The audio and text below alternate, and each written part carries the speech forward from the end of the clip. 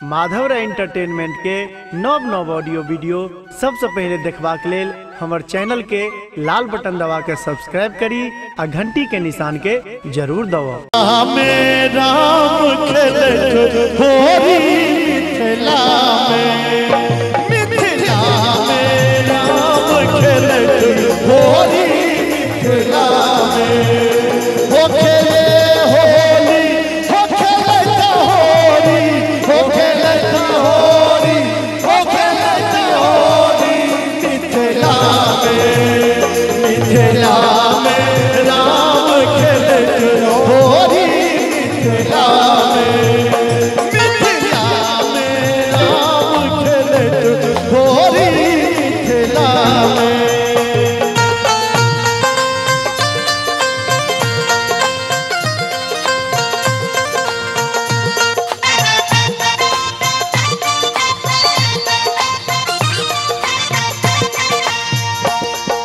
किनकर हाथ कनक पिचकारी, किनकर हाथ कनक पिचकारी, किनकर हाथ कनक पिचकारी, किनकर हाथ कनक पिचकारी, किनकर हाथ अबीर छोरी रे लाला, किनकर हाथ अबीर छोरी मिथिला राम खेलत होरी, मिथिला में राम खेलत होरी, मिथिला में।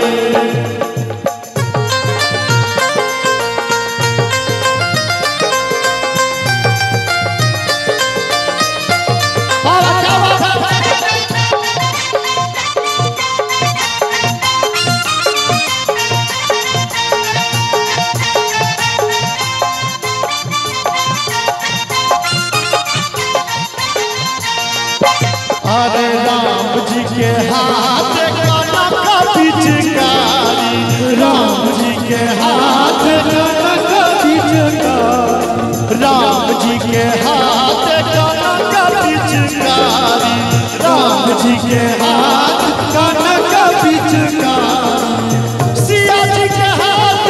अबीर छोरी रे लाला, सिया जी के हाथ अबीर छोरी। हमरा लगे अहाँ के गावे की इच्छा भर भैया एक मिनट अरे खुशी के दिन छै एक मिनट प्लीज भऽ जेतै आइयो ना अहाँ आइयो ना एमे भऽ जेतै ना हम आगू आउट एक बार कनी ताली बजा दियौ सब गोटे। मिथिला में राम खेलत होरी, मिथिला में राम खेलत होरी, मिथिला में हो, मिथिला में हो, मिथिला में हो, मिथिला में हो,